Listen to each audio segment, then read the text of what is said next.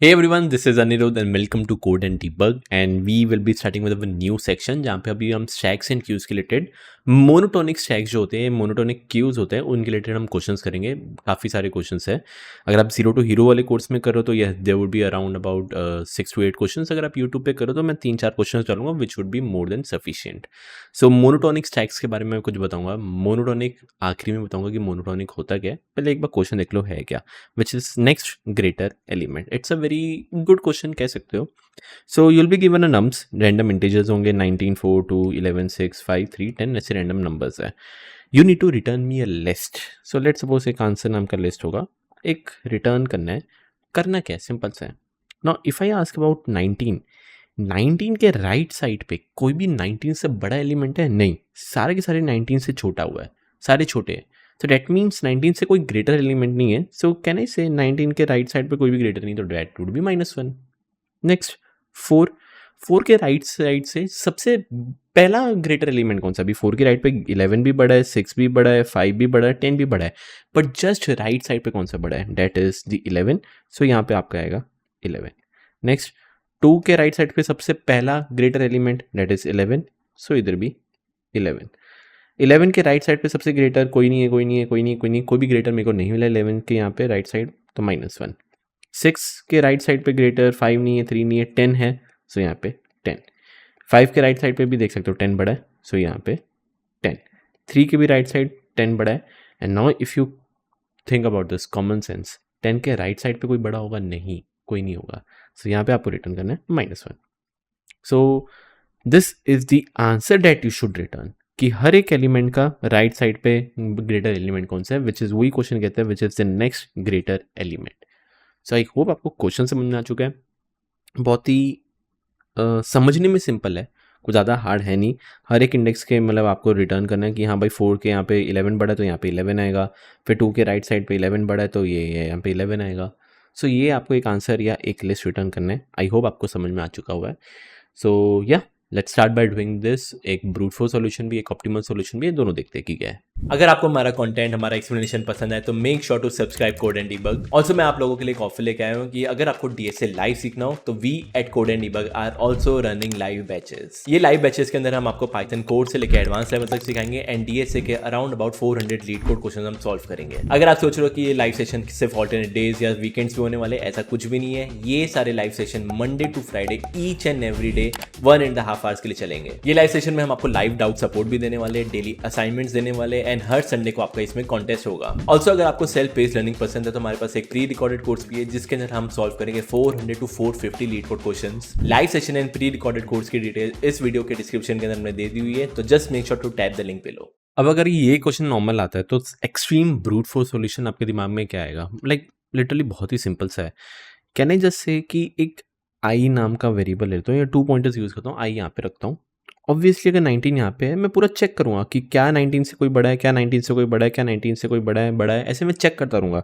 तो जो मेरा जे है ये पूरा का पूरा ऐसे चेक करेगा कि हाँ भाई कोई 19 से बड़ा है। अगर होता तो मैं कहीं ना कहीं स्टोर कर लूँगा, वो मैं बताऊँगा कैसे करना है, पर ठीक है मैं स्टोर कर लेता हूँ। फिर आपका नेक्स्ट क्या जाएगा? आई की वैल्यू अब ये हो जाएगी। अब जो जे है अब पूरा ढूंढेगा, यहाँ से लेके यहाँ तक ढूंढेगा कोई 4 से बड़ा है, कोई 4 से बड़ा है, हाँ भाई ये 11 4 से बड़ा है, तो इसका मतलब ये ग्रेटर एलिमेंट होगा, तो मैं कहीं पे स्टोर कर लूँगा। नेक्स्ट वापस कुछ आई मेरा यहाँ पे जाएगा, जे वापस चेक करेगा, भाई जे ऐसे 11 2 से बड़ा है, हाँ भाई बड़ा है। तो ऐसा कुछ होने वाला है कि आई यहाँ पे जे इतना इटरेट, फिर आई यहाँ पे जे इतना इटरेट, फिर आई यहाँ पे जे इतना इटरेट, फिर आई यहाँ पे जे इतना इटरेट, ऐसे मैं कुछ ना कुछ चेक करता रहूँगा। ठीक है, तो अभी इसको बात आती है कि इसको लिखेंगे कैसे। उससे पहले क्या करेंगे, एक आंसर नाम का वेरिएबल बनाएंगे। जितनी इसकी लेंथ है, कितनी लेंथ है इसकी 1 2 3 4 5 6 7 8, तो उतनी लेंथ की हम एक -1 वाली लिस्ट बना देते हैं। सो 1 2 3 4 5 6 7, ठीक है। सो कहने से answer is equal to -1 into n times बना दे, तो डेट मीन्स ये कुछ -1 -1 -1 ऐसा कुछ बन जाएगा। ऐसा कुछ बन जाएगा -1 -1 -1 -1 -1 -1 एंड -1, ये मैं बना दिया। आप बोलोगे क्यों सर -1 ही क्यों? क्योंकि मेरे को पता है अगर मेरे को कोई आउटपुट नहीं मिला तो -1 ही उसको रहने दे, तो करूँगा मैं, टेंशन ना लो। नेक्स्ट एक आई नाम का वेरिएबल जो यहाँ से स्टार्ट होता था, तो फॉर आई इन रेंज, वो होगा स्टार्ट 0 से लेके वो जाएगा एकदम एंड तक। जैसे ही आई यहाँ पे स्टार्ट होता है, जे हमेशा मेरा उसके नेक्स्ट से स्टार्ट होगा। तो for J in range that is I +1 से लेके एन। सिंपल से मेरे को चेक करते रहना है कि क्या कोई भी नम्स ऑफ जे मेरे नम्स ऑफ आई से बड़ा है, मेरे को बस चेक करते रहना है। So if nums of J is greater than nums of I, एक बार चेक करते, देख लो, देखते एक बार, ठीक है। क्या 419 से बड़ा है? अरे नहीं है, तो ये जे लूप चलता रहेगा, फिर जे की वैल्यू ये होगी। क्या 219 से बड़ा है? अरे नहीं है, आगे बढ़ता रहेगा। 11 बड़ा है 19 से? नहीं। 6 बड़ा है? नहीं है। 5 3 10 कुछ भी बड़ा नहीं है। सो आपका पूरा जे का लूप रन हो चुका है, कुछ भी बड़ा नहीं है, तो कुछ मत करो ना। -1 ऑलरेडी सेट किया हुआ है ना, रहने दो -1, कोई दिक्कत नहीं। ये क्या करेगा, आई का लूप अगला बढ़ा देगा। ये लो भाई, आई का लूप इधर आएगा, जे वापस यहाँ पे आएगा। स्टार्ट करते, जे का लूप चलता रहेगा। क्या 2 4 से बड़ा है? नहीं है। नेक्स्ट, क्या 11 4 से बड़ा है? यस। इस केस में जो nums of J 11 is greater then 4, अगर ये है तो कहने से जो नम्स ऑफ आई है वो वही आयत इंडेक्स, आंसर के भी वही आयत इंडेक्स पे, क्या लिख दूं, आंसर के भी वही आयत इंडेक्स पे क्या अपडेट कर दे, 11 बड़ा मिला है, that is basically nums of J. So कहने से is equal to nums of J, बस अपडेट कर दो। एंड नेक्स्ट बार जैसे अपडेट हो गया, यू नीड टू स्टॉप, क्योंकि मेरे को पता है 4 का जस्ट नेक्स्ट 11 बड़ा है। अगर मैं स्टॉप नहीं करूँगा, माइट भी पॉसिबल यहाँ पे 13 हो, माइट भी पॉसिबल यहाँ पे 100 हो, तो ये 100 यहाँ पे सेट हो जाएगा, वो नहीं कराना मेरे को। तो यहाँ पे मैं लिख देता हूँ सिर्फ एक ब्रेक कि हाँ स्टॉप, आगे बढ़ने की ज़रूरत नहीं है। फिर वही स्टॉप हो जाएगा, आई की वैल्यू उधर जाएगी, आई की वैल्यू यहाँ पे आ जाएगी, जे वापस यहाँ पे आ जाएगा, करता रहेगा करता रहेगा। अगर मिला ही नहीं मेरे को, बाई चांस मिला ही नहीं, तो -1 का -1 ही रहने दो, कोई चेंज करने की जरूरत नहीं by default. And if you keep on doing this, आपका आउटपुट आ जाएगा and just return your answer. That's it, this is a simple brute force solution you can come with. Now talking about the time complexity, ध्यान देखो, यहाँ से start कर रहा हूँ तो जे कितनी बार रन हो रहा है, मान के चलो 7 बार। फिर आई यहाँ पे जे 6 बार, आई यहाँ पे जे 5 बार, फिर 4 बार, 3 बार, 2 बार, 1 बार। सो वी नो ऐसी लोगों की या ऐसी एल्गोरिथम की टाइम कॉम्प्लेक्सिटी होती है n+1 divide by 2, which is again similar to, not exact, similar to O of n²। ये सब मैं बता चुका हूँ, correct, simple as that. Talking about space complexity, that is O of 1, you are taking i, you are taking j, एक answer नाम का भी वेरिएबल ले रहे हो जो कि n के इक्वल है। It's totally up to you, if you want to include आप लिख सकते हो +O ऑफ n, बट यही आपका क्या है, आंसर है। This is your actually answer. तो if you want to exclude भी करना कर सकते हो। इंटरव्यू को बेफिक्र बोल देना, सर ये O ऑफ n ले रहा हूँ, ये मेरा आंसर है, बट यही एक्चुअली मैं रिटर्न कर रहा हूँ। So if you want to exclude this, आप एक्सक्लूड कर लो, बट इसके अलावा मैं कोई और स्पेस नहीं ले रहा हूँ, INJ ले रहा हूँ, बट कॉन्स्टेंट है। This is the extreme brute force solution can come with. I hope आपको ये क्लियर है। तो not the most optimal solution, इतना आपको आइडिया लग गया है कि ये O ऑफ n² आ रहा था, इसका मतलब फॉर श्योर ये एक ब्रूट फोर्स सॉल्यूशन है। एंड एक्चुअली अगर आप ये कोड सबमिट करोगे तो आपको TLE का एरर आएगा। क्यों? लिखा हुआ है कंस्ट्रेंट्स के अंदर कि नम्स की जो लेंथ है वो 10⁻⁶ तक जा सकती है। एंड अगर आपकी time complexity O of n² है तो वर्स्ट केस के अंदर आपका 10⁻12 ऑपरेशंस होंगे। एंड ये मैं बता चुका हूँ, अगर 10⁸ से ज़्यादा ऑपरेशन हो रहे हैं तो आपको TLE का एरर दिखने ही वाला है। तो यस, इस केस में आपको TLE का एरर आएगा। तो ये आपको हिंट देता है, ये वाला कोड सही है बट ऑप्टिमाइज नहीं है। सो n² से कैसे भी करके मैं O ऑफ n पे लेके आऊँगा, देखते कैसे। तो इसके लिए मैं क्या यूज़ करूँगा, स्टैक यूज़ करूँगा, या जो भी है mainly monotonic stack. Monotonic stack का मतलब क्या होता है, स्टैक के अंदर एलिमेंट्स जाएंगे, इसके अंदर भी जाएंगे, इसके अंदर भी पॉप होंगे, बट एक स्पेसिफिक ऑर्डर मेंटेन होगा। It can be a descending order या it can be an ascending order. तो जो भी एलिमेंट्स होंगे एक स्पेसिफिक ऑर्डर मेंटेन करेंगे। अब फिर बात आती है, अगर स्पेसिफिक ऑर्डर मेंटेन कर रहे हैं तो इस क्वेश्चन को सॉल्व कैसे होगा, स्टार्ट करते हैं। पहले मैं इंट्यूशन बताऊंगा, फिर कोड बताऊंगा। स्टार्ट करने से पहले एक आंसर नाम का वापस वेरिएबल ले लेना, ये भी -1 सेम, जितनी इसकी लेंथ है वो सेम टू सेम आप डाल दो।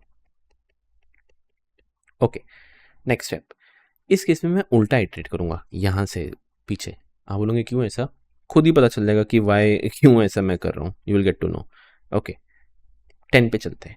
स्टैक के अंदर मैं पता है क्या स्टोर करूँगा, जो 10 से बड़े एलिमेंट होंगे ना वो मैं स्टोर करने की ट्राई करूँगा, और जो भी छोटे एलिमेंट है उनको मैं पॉप करता रहूँगा।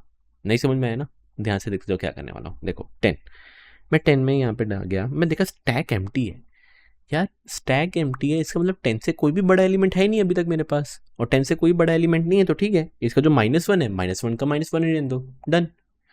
क्या करेंगे, पीछे जाएंगे। पीछे जाने से पहले 10 को आप इसके अंदर डाल दो। ओके परफेक्ट, ये सेम प्रोसीजर डालते जाओ। 8 आया, पहले चेक करो क्या कोई 8 से छोटा एलिमेंट है, उसको निकाल दो।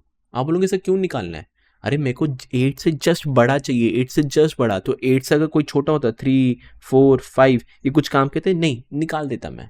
बट इस केस में देखा जाए 8 है, 8 से कोई भी छोटा एलिमेंट नहीं है, तो देखा जाए 10 ही बड़ा है, तो कहने से 8 का जस्ट नेक्स्ट बड़ा क्या होगा, 10 ही तो होगा। तो यहाँ पे मैं अपडेट कर देता हूँ इसका आंसर विद 10, एंड पीछे जाने से पहले मैं 8 यहाँ पे ऐड कर दूंगा। ओके पीछे चलते हैं। 5 सबसे पहला स्टेप, 5 से छोटे एलिमेंट कुछ भी है रिमूव करो। भाई यहाँ पे कोई भी छोटे एलिमेंट नहीं है 5 से, तो फॉर श्योर जस्ट लास्ट वाला 5 से बड़ा होगा, क्योंकि अगर छोटे एलिमेंट होते 2 3 उनको मैं निकाल चुका हूँ। तो कॉमन सेंस जो आखिरी वाला एलिमेंट होगा स्टैक में, लीफो आखिरी वाला, वो ही 5 से बड़ा होने वाला है। तो कहने से 8 ही क्या होगा, जस्ट बड़ा होगा 5 से। हाँ यार 5 से जस्ट बड़ा 8 ही है। सो कहने से यहाँ पे अपडेट कर दे विद 8। वही पीछे जाने से पहले 5 को यहाँ पे ऐड कर दो। Keep on doing this, you will get to know कि क्या होने वाला है। 3 से छोटे एलिमेंट से कुछ नहीं है, अगर होते तो रिमूव कर देना। तो इसका मतलब जो लास्ट वाले एलिमेंट है वो ही सबसे बड़ा होगा 3 से। अब 8 भी है 10 भी है 3 से बड़े, पर जस्ट मेरे को बड़ा चाहिए था, जस्ट राइट साइड पे, तो 5 बड़ा है विच इज़ योर आउटपुट। यहाँ पे लिख दो 5। पीछे जाने से पहले पीछे चले जाता हूँ, बट 3 को यहाँ पे ऐड कर देता हूँ। Here comes the main part. 9 सबसे पहला स्टेप, 9 से छोटे एलिमेंट सबको रिमूव करो। ओके 3 छोटा है पॉप, 5 छोटा है पॉप, 8 छोटा है पॉप, और कोई छोटा एलिमेंट है नहीं, तो फॉर श्योर आखिरी वाला एलिमेंट एट इज 10 वो ही 9 से बड़ा होगा। और ये कहने से हाँ भाई 9 के राइट साइड पे सबसे बड़ा 10 ही है उससे, तो यहाँ पे आपको क्या आ जाएगा 10, सिंपल। पीछे जाने से पहले 9 यहाँ पे ऐड कर देना। फिर आपका 4 से कोई छोटा एलिमेंट है नहीं है, तो 4 से जस्ट बड़ा एलिमेंट क्या होगा, 9 होगा। So this will be your 9। पीछे जाने से पहले 4 ऐड कर दो, फिर 2, लास्ट तक देखते रहना। 2 से छोटे एलिमेंट नहीं है, so that means the last element जो भी 4 होगा वो 2 से बड़ा होगा, सो यहाँ पे होगा 4। ये कम्स द मेन पार्ट। 19 छोटे एलिमेंट निकालते जाओ, ठीक है निकालो। 4 छोटा है निकाल दिया, 9 छोटा है निकाल दिया, 10 छोटा है निकाल दिया। मेरा देखा जाए स्टैक एम्प्टी हो चुका है। स्टैक एम्प्टी हो चुका है, that means I am pretty damn sure 19 से कोई भी बड़ा एलिमेंट है ही नहीं, और 19 से कोई बड़ा एलिमेंट है नहीं, जो कि सेम केस इसके लिए हो रहा था स्टार्टिंग में। भाई 10 से कोई बड़ा एलिमेंट है, अरे नहीं है, स्टैक एम्प्टी है, मतलब 19 से कोई भी बड़ा एलिमेंट नहीं है, तो क्या करो -1 जो है -1 का -1 ही रहने दो, कुछ चेंज करने की जरूरत नहीं। एंड वही पीछे जाने से पहले 19 को ऐड कर देना। 19 मतलब ये फिर पीछे आएगा, यहाँ पे आपका लूप स्टॉप हो जाएगा। ठीक है पढ़े रहने दो ना स्टैक के अंदर, कोई लेना तो लेना थोड़ी ना, हमारा जो आंसर था वो आंसर आ चुका है, which is actually perfect answer. तो this is how you will do this. Monotonic देखा, एक स्पेसिफिक असेंडिंग ऑर्डर में मैं स्टोर कर रहा हूँ। सो आई होप आपको इंट्यूशन समझ में आ गया, and let's start by writing the code. Code उसका वापस निहायत ही सिंपल है, देख लो कैसे करना है। ये आंसर वाला आप बना देना, जो भी इसकी लेंथ होगी n which is length of nums, ये बना देना आंसर वाला। आंसर क्या होगा, विच इज़ -1 इंटू n। ये आप कर देना, ये मैं बता भी नहीं रहा, बहुत ही इतना स्पून फीडिंग नहीं कर रहा बच्चों की तरह कि हाँ भाई करो करो करो, इतना बना देना ठीक है। तो ये -1 आपका बन गया। ओके लेट स्टार्ट, उल्टा स्टार्ट करना है। So for i in range n-1 से उल्टा 0 तक, डेट इज -1, उल्टा जाना है तो -1, डन। सबसे पहला स्टेप ये होता था कि जो भी एलिमेंट्स आ रहे हैं मेरे पास, 8 आ रहा है 10 आ रहा है, मेरे को फ़र्क नहीं पड़ता, इससे जितने भी छोटे एलिमेंट्स हैं ना पहले उनको रिमूव करना है, सबसे पहला काम ये था। सो कहना इसे एक वाइल लूप चलाते था, ठीक है। इमेजिन करना यहाँ पे 10 आ चुका है, 8 आ चुका है, 5 आ चुका है, 3 आ चुका है, ठीक है। मैं 9 पे आया हूँ, थोड़ा ड्राई रन करके दिखा रहा हूँ। ओके मैं 9 पे आया हूँ। सबसे पहला स्टेप जितने भी छोटे एलिमेंट उनको रिमूव करना है। सो कहना इसे वाइल जब तक स्टैक का -1 मतलब आखिरी वाला एलिमेंट अगर ये छोटा है या इक्वल टू भी हो सकता है, अगर आपका यहाँ पे 9 हो और आपके पास वापस 9 आया है, ये एक्चुअली रिमूव करने पड़ेंगे, इसलिए लेस देन इक्वल टू लिखा है। सो अगर ये स्टैक का लास्ट वाला एलिमेंट छोटा या इक्वल टू हो नम्स ऑफ आई के, less than equal to nums of आई के, तब आपको क्या करना है, ये वाला एलिमेंट्स बस पॉप करना है, पॉप करना है, पॉप करना है। तो कहना है इसे स्टैक में करते जा, क्या डॉट पॉप करते जा। तो ये वाइल लूप में चलता रहेगा, चलता रहेगा, चलता रहेगा, चलता रहेगा। बट एक चीज़ याद रखना, व्हाट इफ ऐसे रिमूव करते करते करते करते करते करते करते करते एम्प्टी हो जाए। मान के चलो एम्प्टी हो गया, ठीक है, पॉप किया, एम्प्टी हुआ। अब जब मैं ऊपर जाऊंगा वाइल लूप चेक तो होगा ना, फिर भी I know while loop work नहीं करेगा बट चेक तो होगा। लिखा हुआ है स्टैक ऑफ -1। यार -1 तो अब कोई इंडेक्स है ही नहीं, और अगर कोई है नहीं तो आपको इंडेक्स एरर दे देगा यार ये। तो उससे पहले एक और चेक लगा लेना कि जब तक length of stack is not equal to 0, फिर एंड कि स्टैक ऑफ -1 नम्स ऑफ आई के वो जो भी छोटा है तब पॉप करते जाए। तो इस केस में देख पा रहे हो क्या length of stack is not equal to 0? नहीं यार, ये तो 0 के इक्वल है, और अगर इक्वल टू 0 है तो ये वाला कंडीशन चेक करेगा ही नहीं, विच इज़ एक्चुअली परफेक्ट।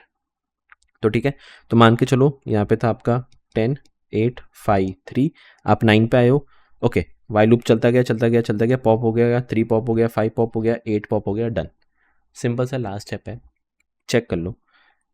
अगर length of stack is not equal to 0, if length of stack is not equal to 0, हाँ भाई इसकी लेंथ नॉट इक्वल टू 0 मतलब कोई ना कोई एलिमेंट है, तो फॉर श्योर 9 से बड़ा क्या है, 10 ही है। तो कहना इसे आंसर के आयत इंडेक्स, आंसर के आयत इंडेक्स पे क्या अपडेट कर दे, स्टैक का जो भी आखिरी वाला एलिमेंट होगा वो अपडेट कर दे।